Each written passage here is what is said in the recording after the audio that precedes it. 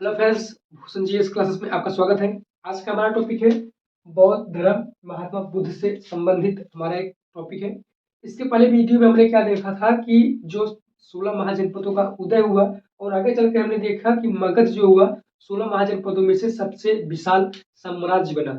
और उसमें हमने क्या देखा कि हर्यक वंश जो उसमें से पहला वंश उभर कर सामने आता है जिसे हर्यक वंश कहा जाता है। और हर्यक वंश के समय में हमने पढ़ा था बिंबिसार।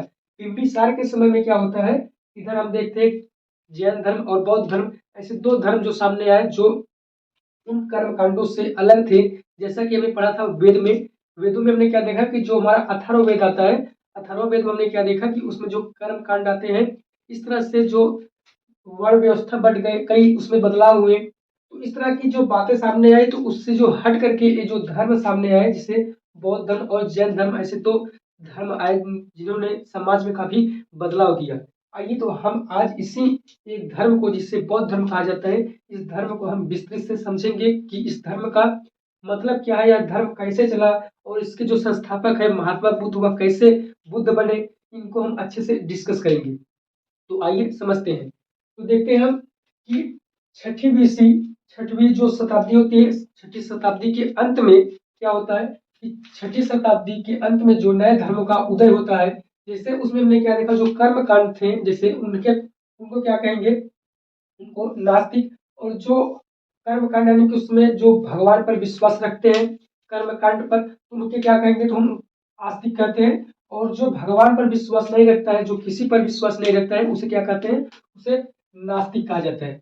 तो इन दो, जैसे नास्तिक किसे कहते हैं, जो भगवान पर विश्वास न रखता हो, और जो भगवान पर विश्वास रखता है उसे क्या कहते हैं, उसे आस्तिक कहते हैं। जो आस्था लगाता है उसे आस्तिक कहा जाता है, और जो विश्वास नहीं रखता है भगवान पर उसे क्या कहते हैं, नास्तिक कहते हैं। तो ऐसे जो है जो आस्था लगाने वाले थे उन्हें हम कर्म कांडों जैसे उसमें धर्मों से रिलेटेड देखेंगे कि वह जो है चले गए किसमें, धर्म में। और जो सामने आए दो धर्म जिसे बौद्ध धर्म और जैन धर्म कहा गया, उसमें क्या है, उन्हें नास्तिक कहा जाता है। तो ऐसे ही जो बातें उसमें हुई तो उसमें क्या होता है कि जो धर्म उभर कर सामने आते हैं बौद्ध धर्म, तो आज हम बौद्ध धर्म को अच्छे से डिस्कस करते हैं। तो आइए देखते हैं परिचय से संबंधित महात्मा बुद्ध के परिचय से संबंधित देखेंगे। तो महात्मा बुद्ध का जो जन्म होता है, इनका जन्म जो होता है 563 बीसी में लुम्बिनी, जो कपिलवस्तु जो है, कपिलवस्तु जो था, कपिलवस्तु के राजा थे, राजा शुद्धोधन। और शुद्धोधन के जो राजा हुआ करते थे कपिलवस्तु के, तो शुद्धोधन के साम्राज्य जो कपिलवस्तु है, इससे जो है दूर, कपिलवस्तु से 14 मील दूर एक लुम्बिनी स्थान है। लुम्बिनी स्थान, लुम्बिनी में क्या होता है कि वहीं पर गौतम बुद्ध का जन्म होता है। उनकी जो माता है, माता महामाया, माता महामाया जो है वह कोली वंश की राजकुमारी थी। कोली वंश की राजकुमारी है जिनका विवाह किससे होता है, तो वह शुद्धोधन से होता है। किससे, शुद्धोधन से इनका विवाह होता है। जो कोली वंश की राजकुमारी थी कौन, महामाया। और इनका जो विवाह होता है किससे, शुद्धोधन थे जो कपिलवस्तु के राजा थे। तो क्या होता है कि जो महामाया है वह अपने मायके जा रही होती है, तो रास्ते में एक जगह पड़ता है जिसे क्या कहते हैं, लुम्बिनी। लुम्बिनी जगह पर पहुंचती है, पहुंचते समय में करीब 14 मील वह पहुंचती है, जा रही होती है। तो रास्ते में ही उन्हें जो प्रसव पीड़ा होती है और वहीं पर जो गौतम बुद्ध का जन्म होता है।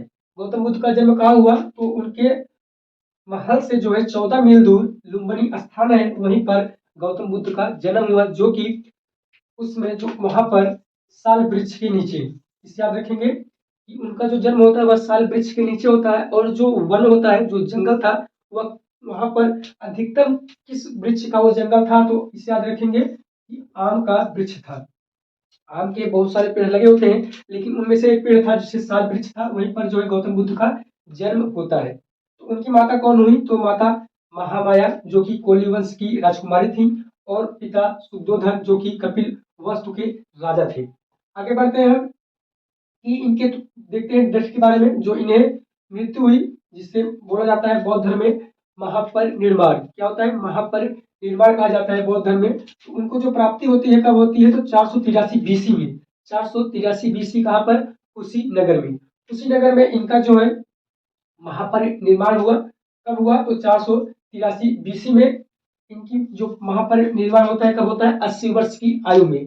ये कुशीनगर वर्तमान में कहाँ पड़ता है? तो वह यूपी के मल्ल जिले में, यूपी के मल्ल जिले में क्या पड़ता है? तो वह कुशीनगर, जिसे कुशीनारा भी कहा जाता है। वहीं पर इनका जो है महापरिनिर्वाण होता है, किसका? महात्मा बुद्ध का।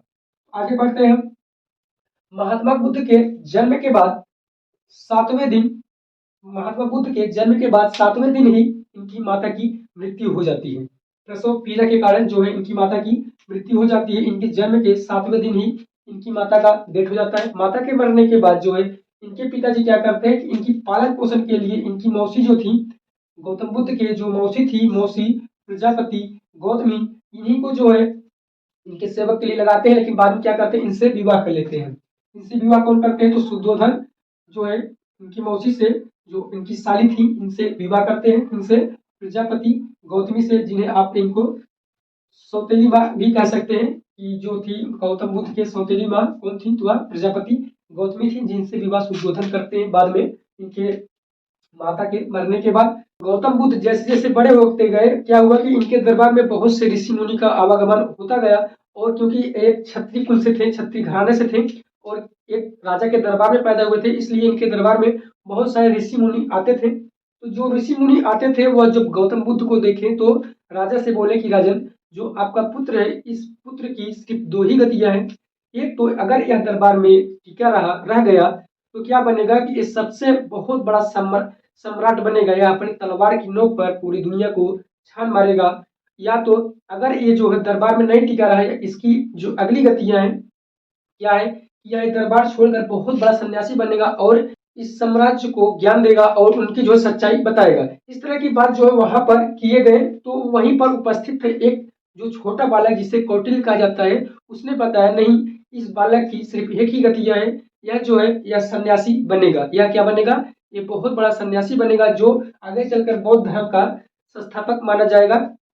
इस तरह की बात जो है जब राजा शुद्धोधन जो है इनके पिता जानते हैं कि जो यह बता रहे ऋषि मुनि की जो उनका पुत्र था, जिसे सिद्धार्थ कहते हैं, इनके बचपन का क्या नाम था? तो बचपन का नाम इनका सिद्धार्थ था, गौतम बुद्ध का। तो बताते हैं कि जब ये बड़े होंगे तो बड़े होने के बाद इनकी सिर्फ एक ही गतियां हैं, ये सिर्फ सन्यासी ही बनेंगे।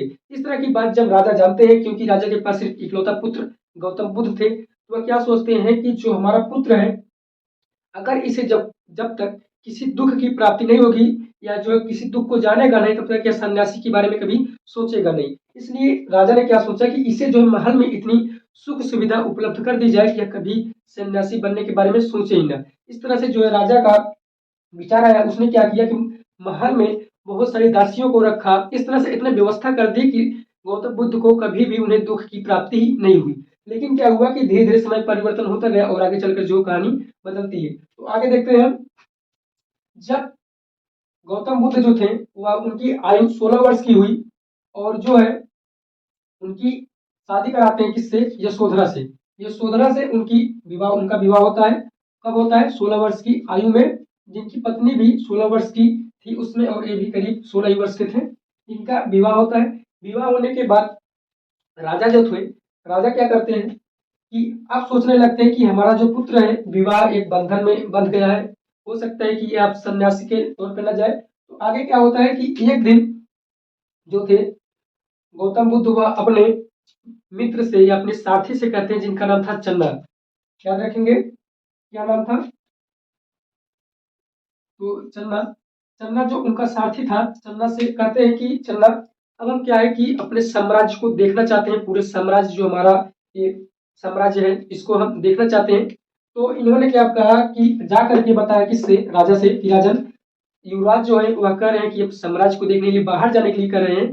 तो राजा क्या कहते हैं? कहते हैं ठीक है जाइए, लेकिन जो जहां पर आप जो है बाहर जा करके अलाउंस करवा दीजिए, सबको बता दीजिए कि कहीं भी उन्हें कोई वृद्धा व्यक्ति नहीं दिखेगा, बूढ़ा व्यक्ति यानी नहीं दिखेगा, और जो बीमार है, इस तरह के व्यक्ति जो जितने भी दुख के कारण है सबको हटा दिया जाए। राजा आदेश देते हैं और वो होता भी वैसे ही है। लेकिन जब छंदक जो जो चलना है, चलना लेकर उनको जाते हैं। जाने के बाद रास्ते में क्या होता है कि रास्ते में उन्हें जो होता है कि 4 दृश्य दिखे। कितने दृश्य दिखे? 4 दृश्य। कौन कौन दृश्य थे? जब गौतम बुद्ध रथ पे सवार होकर बढ़ रहे होते हैं तो रास्ते में उन्होंने क्या देखा कि एक वृद्ध व्यक्ति है, जिसकी आयु करीब 65 या 70 वर्ष की होगी। वह जो है डंडे के सहारे चल रहा है। डंडे के सहारे चल रहा है। तो राजन जो थे पूछे किससे, चन्ना से, चन्ना ये व्यक्ति जो है डंडे के सहारे क्यों चल रहा है, या ऐसा क्यों है, या हम सबसे अलग क्यों है। तो इस पर चन्ना ने पहले तो बताने की कोशिश नहीं की, लेकिन फिर उन्होंने बार बार पूछने पर बताया कि युवराज ऐसा है कि हर व्यक्ति जो है एक दिन इसी अवस्था में आएगा, जो है हर व्यक्ति एक दिन वृद्धा अवस्था में आएगा, चाहे जो व्यक्ति हो, चाहे आप हो, चाहे हम हो, चाहे जो भी हो, एक दिन वह इसी अवस्था में आएगा। तो इस पर क्या होता है कि गौतम बुद्ध को थोड़ी मायूसी छा जाती है उनके चेहरे पर कि हमने ये क्या सुना कि हम भी इसी अवस्था में आएंगे, कभी तो हमने ऐसा सुना ही नहीं, कभी हमने देखा ही नहीं। तो क्या होता है कि उन्हें थोड़ा सा डिप्रेशन में चले जाते हैं। लेकिन फिर जब रथ आगे बढ़ता है तो वो क्या देखते हैं कि आगे एक बीमार व्यक्ति देखते हैं। जो बीमार व्यक्ति जो काफी बीमार है, वो रोग से ग्रस्त है, बैठा हुआ है, तो वो काफी चला रहा है, चिल्ला भी रहा है। तो उस पर क्या बोलते हैं, फिर से पूछते हैं कि चंदा ये व्यक्ति जो सामने बैठा हुआ है या इस तरह से क्यों है, या अलग हमसे क्यों है, या इतना जो शोर क्यों मचा रहा है। इस पर चंदा बताते हैं यह व्यक्ति वृद्धा भी हो चुका है और बीमार भी है, या दुख के कारण रो रहा है, या दुखों से भरा हुआ है और यह दुख के कारण रो रहा है। तो इस पर जो है उनको और सा चिंता होने लगा, चिंता बढ़ती गई। फिर आगे जब इनका रथ बढ़ता है तो आगे बढ़ते हुए क्या देखते हैं कि एक मृत व्यक्ति जिसे शव, इन्होंने देखा क्या, मृत व्यक्ति या फिर शव को कई व्यक्ति लेकर जा रहे थे, रास्ते में जो इनसे मुलाकात हो गई। होने के बाद इन्होंने क्या कहा, पूछा कि चंदा ये व्यक्ति जो है, इस व्यक्ति को ये लोग ऐसे क्यों ले जा रहे हैं, इस व्यक्ति को इस तरह से क्यों ले जा रहे हैं।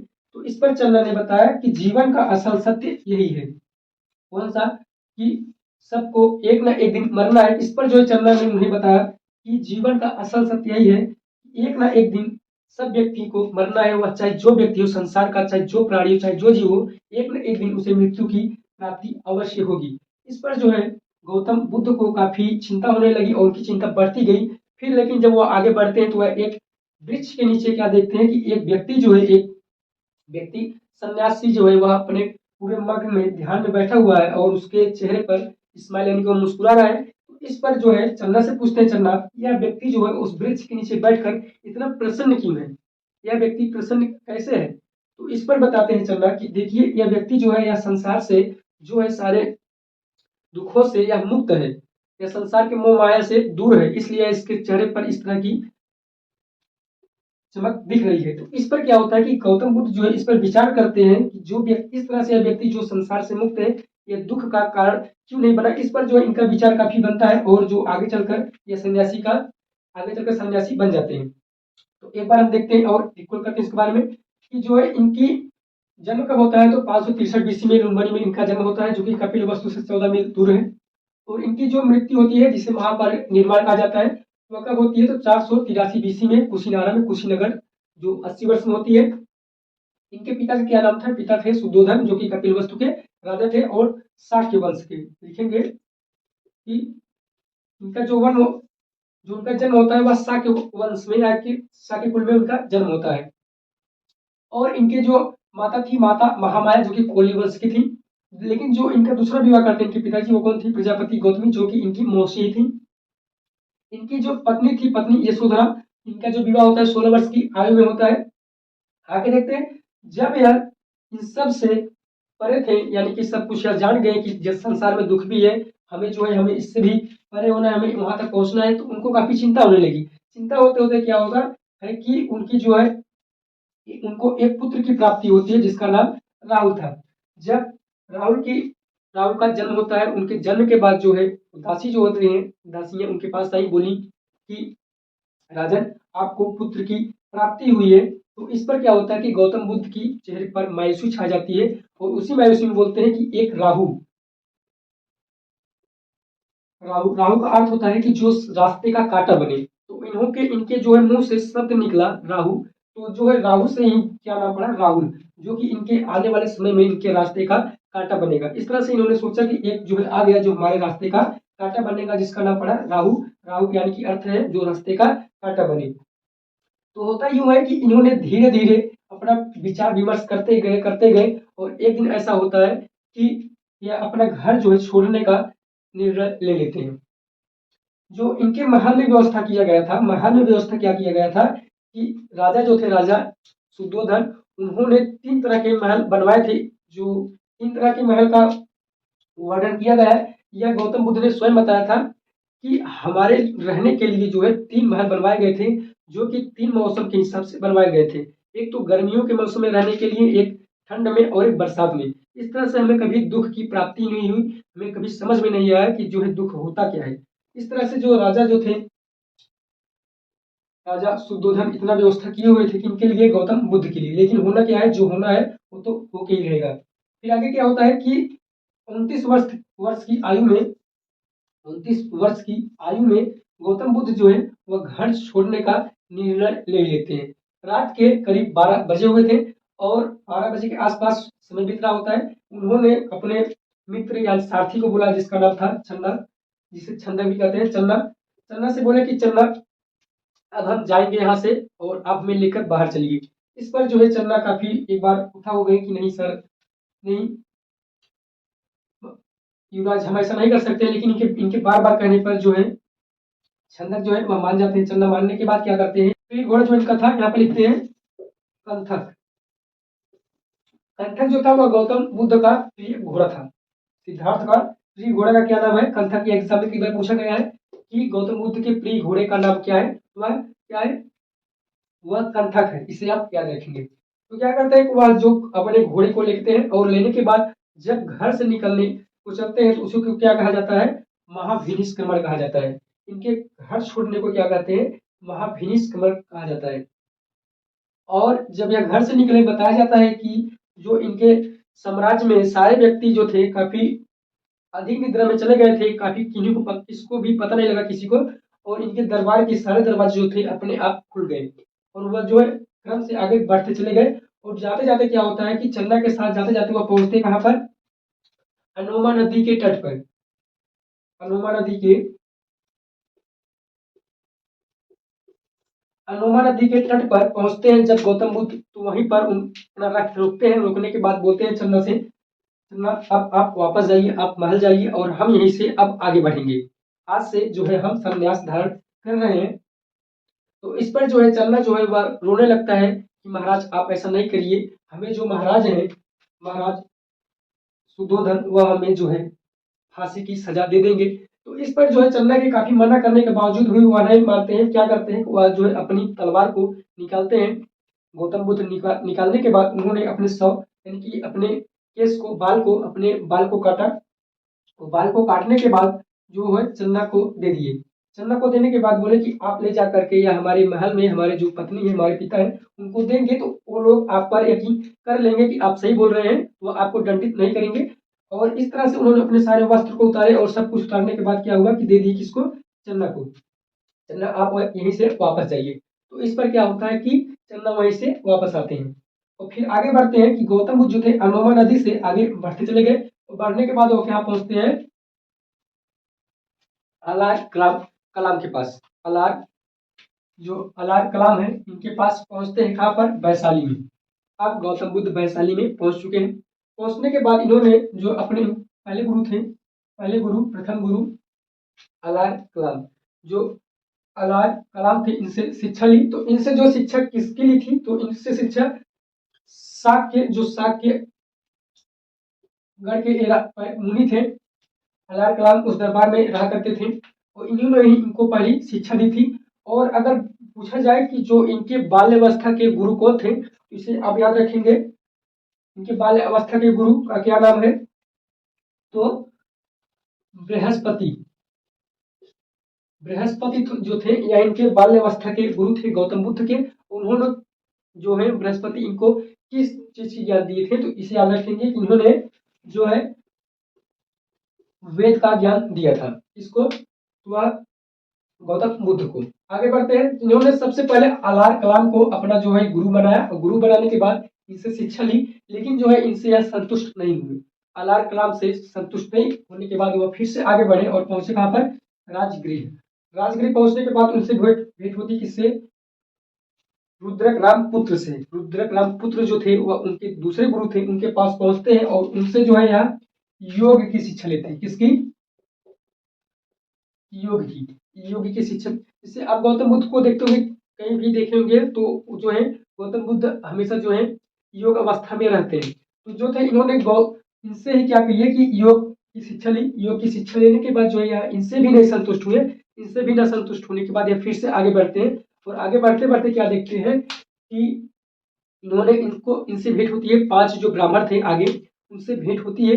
5 ब्राह्मण जो थे, गौतम बुद्ध जब इनसे मिलते हैं तो उन्हीं के साथ जो है तपस्या करने लगते हैं। गौतम बुद्ध तपस्या करते करते जो थे उनके प्रिय बन जाते हैं 5 ब्राह्मणों के, क्योंकि गौतम बुद्ध जो थे इनका लक्ष्य था हम जो है दुख का कारण हेर करेंगे। तो इन्होंने जो कई अवस्था में जो है संन्यास धारण किए, योग अवस्था में एक अंगुली पर खड़ा होकर, एक पैर पे खड़ा होकर, इस तरह के कई से नियम अपनाए जो कि ज्ञान की प्राप्ति के लिए। और इन सब से प्रेरित होकर जो ब्राह्मण थे, 5 ब्राह्मण, वह गौतम बुद्ध को देखने लगे कि यह जो व्यक्ति है क्योंकि आस्था में बहुत लीन है, इसलिए वो लोग क्या करने लगे कि गौतम बुद्ध को बहुत ज्यादा उनको सम्मान देने लगे।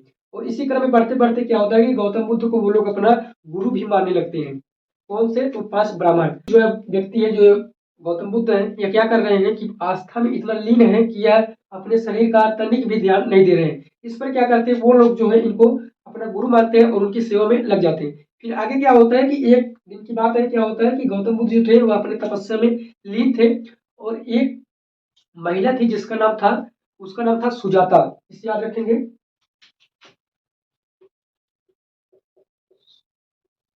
सुजाता। यह एग्जाम में कई बार पूछा गया है। सुजाता नाम की लड़की थी, तो क्या करती है कि देखती है कि गौतम बुद्ध जो थे वह काफी पतले और दुबले हो चुके थे, तो वह खीर लाती है उनके लिए। और लाने के बाद जो है गौतम बुद्ध को देती है खाने के लिए।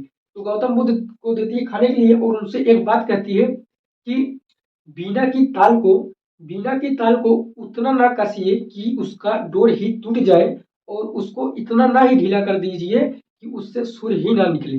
इसका अर्थ ये हुआ कि अपने जो जीवन है, अपने जो शरीर है, उसको इतना ना गलाइए कि आपकी मृत्यु हो जाए। इस तरह से जो है उसकी बात गौतम बुद्ध समझते हैं कि यह सत्य बोल रही है। इस पर क्या करते हैं गौतम बुद्ध उससे खीर खाते हैं और खाने के बाद जो है उनको मध्यम मार्ग का ज्ञान होता है। मध्यम मार्ग का ज्ञान होता है। कब होता है कि जब उस समय क्या होता है कि जब सुजाता खीर खिलाती है, खिलाने के बाद जब वह उनसे कहानी सुनते हैं कि वीणा की ताल को उतना ना कसिए कि उसका डोरी टूट जाए और उसको उतना ना ढीला करिए कि उससे सुर ही ना निकले। इस पर क्या होता है कि उन्हें मध्यम मार्ग का ज्ञान होता है कि यह सत्य बोल रही है कि जीवन को, अपने जीवन शरीर को इतना गलाने से कुछ फायदा है नहीं, क्योंकि जब तो हमारा शरीर ही नहीं रहेगा तो हम लक्ष्य को प्राप्त कैसे करेंगे। इस पर क्या होता है कि जो ब्राह्मण थे, 5 ब्राह्मण, वह देखते हैं कि गौतम बुद्ध जो है यह आस्था में इतना लीन था, लेकिन यह काम देख रहे हैं कि यह व्यक्ति जो है खीर खा रहा है किसी महिला के हाथों से। तो वो लोग क्या करते हैं कि यह एक ढोंगी है और उनको जो है धिक्कार करके वो लोग वहां से चले जाते हैं। वहां से जाने के बाद तो गौतम बुद्ध क्या होता है कि अपने तपस्या में लीन ही रहते हैं, लेकिन जब उनकी आयु करीब 35 वर्ष की थी तो वो 6 वर्ष के अंतर, यानी कि छोड़े कब थे, महज 29 में, और 35 वर्ष की आयु में उनको ज्ञान की प्राप्ति होती है।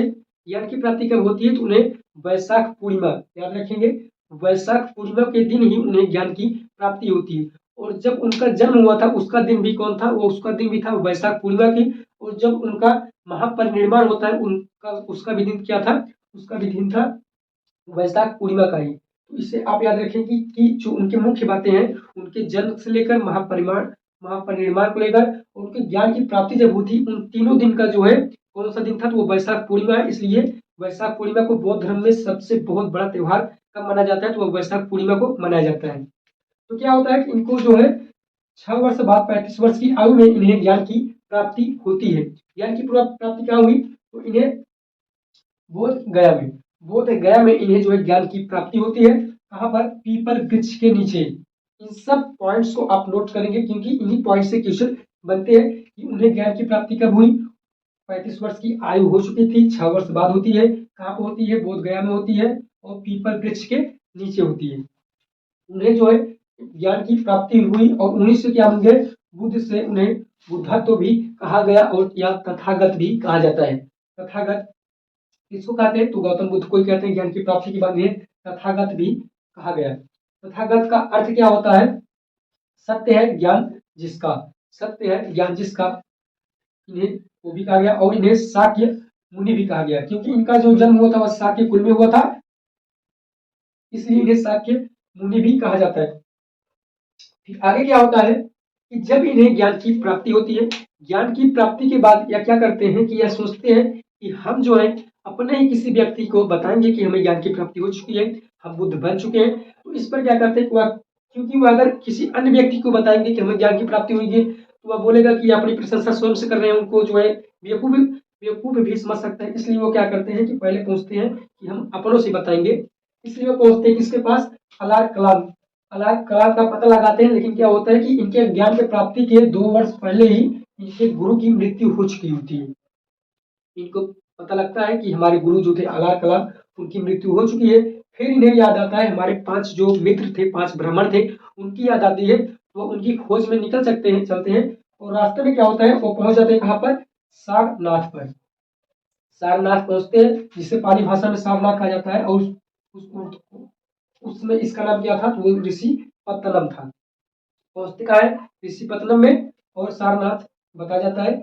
वहीं पर पहुंचते हैं, वहीं पर जो थे इनके 5 जो ब्राह्मण थे उनसे भेंट होती है। 5 ब्राह्मण जब वहां पर मिलते हैं, उन लोग जब देखते हैं कि उधर से देखिए बुद्ध आ रहे हैं, तो वो लोग क्या कहते हैं कि यह ढोंगी है, इसका हम सम्मान नहीं करेंगे। लेकिन क्या होता है, जिससे गौतम बुद्ध उनके नजदीक आते गए, उन लोग जो थे उनका व्यवहार करने लगे और इस तरह से उनसे लीन हो गए। और उन्होंने सबसे पहले जो अपना उपदेश दिया था, प्रथम उपदेश सारनाथ में दिए। इसी से जो पूछा भी जाता है कि गौतम बुद्ध ने प्रथम उपदेश कब दिए, तो वह जो थे किसको दिए, तो वह सारनाथ में उन्हीं 5 ब्राह्मण को दिए थे। फिर आगे क्या होता है कि उनको ज्ञान देने के बाद फिर यहीं से उनका क्रम बढ़ता चला गया, और बुद्ध धर्म जो बौद्ध धर्म है, यहीं से जो उसका प्रचार प्रसार बढ़ता गया। फिर आगे बढ़ते हैं, उसमें देखेंगे, आगे बताएंगे हम, जो इनके शिष्य थे, प्रिय शिष्य आनंद। आनंद जो थे इनके प्रिय शिष्य से आप इसे याद रखेंगे कि गौतम बुद्ध के प्रिय शिष्य कौन थे, तो वह गौतम बुद्ध को आनंद थे। इसे याद रखेंगे कि गौतम बुद्ध के प्रिय शिष्य कौन थे, तो वह आनंद थे। इस तरह से जो थे गौतम बुद्ध बौद्ध धर्म की प्राप्ति के बाद सारनाथ में प्रथम उपदेश दिए, और उपदेश देने के बाद वह क्या होता है कि क्रम से आगे बढ़ते गए, और बढ़ते बढ़ते क्या पहुंच जाते हैं, एक बार पहुंचते कहां पर, वह कपिलावस्तु में। कपिलवस्तु में पहुंचने के बाद क्या होता है कि कपिलवस्तु में पहुंचने के बाद इन्होंने अपने ही दरबार में, यानी अपने भाई जो थे देवदत्त, आप जानते होंगे कि देवदत्त जो थे इनके भाई थे, जो कि इनसे पैदा हुए थे प्रजापति गौतमी से। और अपने भाई को जो है उन्होंने क्या कहते हैं कि देते हैं, उपदेश भी देते हैं, और उन्हें अपने समूह में, अपने संघ में शामिल कर लेते हैं। जो थे देवदत्त को अपने संघ में शामिल करने के बाद वहां से जब आगे बढ़ते हैं, तो बढ़ने के क्रम में क्या होता है कि जो इनकी माता है, माता प्रजापति गौतमी जो थी, इनकी जो है गौतम बुद्ध की पीछा कर लेती हैं। वो पीछा करते करते जो बोलती हैं कि बुद्ध आप हमें भी अपने संघ में शामिल कर लीजिए। लेकिन उसमें क्या था कि गौतम बुद्ध बोले कि हम महिला को अपने संघ में शामिल नहीं करेंगे। फिर क्या होता है कि जो आनंद थे, इनके प्रिय शिष्य जो थे, उन्होंने बुद्ध से बार बार कहने लगे कि जो है आप महिलाओं का भी आगमन इसमें करिए। तो उनके कहने पर ही गौतम बुद्ध ने महिलाओं को भी संघ में शामिल करने लगे। कब किए थे, तो वह वैशाली में किए थे। और प्रथम किसको किया था, किस महिला को, तो वह प्रजापति गौतमी जो इनकी माँ थी, इन्हीं को ही पहली महिला पूछा जाता है। तो प्रजापति गौतमी थी पहली महिला जो कि इनकी माँ थी, उन्हीं को इन्होंने शामिल किया। फिर आगे क्या देखेंगे हम कि सर्वाधिक जो इन्होंने उपदेश दिया था, कहाँ पर दिया था, श्रावस्ती में, जो कहाँ पड़ता है, कौशल में। इन्होंने सबसे ज्यादा उपदेश कहाँ पर दिया, तो वह कहाँ पर दिए, तो वह श्रावस्ती में दिए। आगे देखेंगे कि अंतिम उपदेश कहाँ पर देते हैं, तो अंतिम उपदेश किसको देते हैं, वह सुभद्र जो थे इनके शिष्य थे उसको देते हैं। और इनके 4 आर्य सत्य हैं और अष्टांगिक मार्ग है जिनका इन्होंने ज्ञान दिया। और इनके 4 आर्य सत्य है कि यह जो है सत्य है, सबके साथ होना है। और गौतम बुद्ध के जो नियंत्रक है, इसको हम देखेंगे कि बौद्ध धर्म के त्रिरत्न है, कौन कौन है, तो बुद्ध धम्म संघ त्रिरत्न है। पूछा जाता है एग्जाम में कि बौद्ध धर्म में कितने रत्न है, त्रिरत्न है, तो कौन कौन से है, तो बुद्ध धम्म और संघ है। बौद्ध धर्म का परम साक्ष्य क्या है, तो निर्वाण की प्राप्ति। निर्वाण की प्राप्ति क्या है, तो बौद्ध धर्म का परम साक्ष्य क्या है, तो निर्वाण की प्राप्ति है। हम देखते हैं 4 आर्य सत्य क्या है। 4 आर्य सत्य देखने से पहले हम इसे एक बार रिकॉल करेंगे। गौतम बुद्ध के प्रथम गुरु कौन थे, तो वह अलार कलाम थे, जिन्होंने वैशाली में शिक्षा ग्रहण की, लेकिन इनसे जो है वह प्रेरित नहीं हो पाए। आगे बढ़ते हैं तो उनका जो भेद होता है रुद्रकांत पुत्र से, वहां पर राजगृह में, और इनके जो थे वो द्वितीय गुरु थे, इनसे भी वह संतुष्ट नहीं हुए। आगे बढ़ते हैं तो वह पहुंचते कहाँ पर, बोध गया में। पहुंचने के बाद इन्होंने ज्ञान की प्राप्ति की। कब प्राप्ति की, तो 35 वर्ष की आयु में। और किस नदी के किनारे की थी, तो याद रखेंगे निरंजना। निरंजना नदी के तट पर गौतम बुद्ध को ज्ञान की प्राप्ति होती है, इसे आप याद रखेंगे। और इनके जो शिष्य थे कौन से, तो वह अनंत थे। और इनके जो कुछ प्रतीक दिए गए हैं, जिनसे इनके घटना के क्रम में दिए गए हैं, घटना से और प्रतीक से। घटना से क्या है कि जन्म को क्या कहा जाता है, कमल एवं सांड की प्रतीक दिया गया है, क्योंकि इनसे भी काफी क्वेश्चन बनता है कि गौतम बुद्ध में जो जन्म की प्रतीक क्या है, तो उसे आप नोट करेंगे, कमल और एवं संघ की। और विद्या को क्या कहते हैं, घोड़ा की। और ज्ञान को पीपल के वृक्ष से संबंधित दिया गया है। निर्वाण को पद चिन्ह से, और प्रथम प्रवचन को क्या कहा है, चक्र कहा गया है। और मृत्यु को क्या कहते हैं, तो वह स्तूप कहा जाता है। चार आर्य सत्य क्या क्या है, चार आर्य सत्य क्या क्या है, तो दुख है, दुख समुदाय है, और दुख निरोध, और दुख निरोध मार्ग। ये जो थे इनके चार आर्य सत्य थे, कौन कौन से थे, तो वह दुख है, दुख, दुख समुदाय, दुख निरोध और दुख निरोध मार्ग है। 8 इनके अष्टांगिक मार्ग हैं, कौन कौन से हैं, सम्यक दृष्टि, सम्यक संकल्प, सम्यक वाक्य, सम्यक कामन, सम्यक आजीव, सम्यक व्यायाम, सम्यक स्मृति और सम्यक समाधि। या इनकी क्या थी, इनकी जो है 8 अष्टांगिक मार्ग कहा जाता है। अब आगे हम देखेंगे जो हमारा अगला वीडियो, क्योंकि बौद्ध धर्म जो काफी लंबा चैप्टर है, इससे जो है 2-3 वीडियो बनेंगे। अगले वीडियो में क्या देखेंगे कि जो बौद्ध की संगीतियां हुई कब कब होती हैं उसको देखेंगे। और जो गौतम बुद्ध के 2 भाग बढ़ते हैं, एक महायान एक हीनयान, उसको हम अगले वीडियो में कवर करेंगे। तो ये थे हमारे गौतम बुद्ध से कुछ रिलेटेड, जो कि इनसे काफी क्वेश्चन पूछे जाते हैं इनके जीवन के बारे में। तो हम अगले वीडियो में मिलते हैं, जो इनके आगे भाग में क्या है उसको हम डिस्कस करेंगे। यह वीडियो आपको कैसा लगा आप हमें कमेंट बॉक्स में जरूर बताइएगा। मिलते हैं अगले वीडियो में, तब तक के लिए जय हिंद।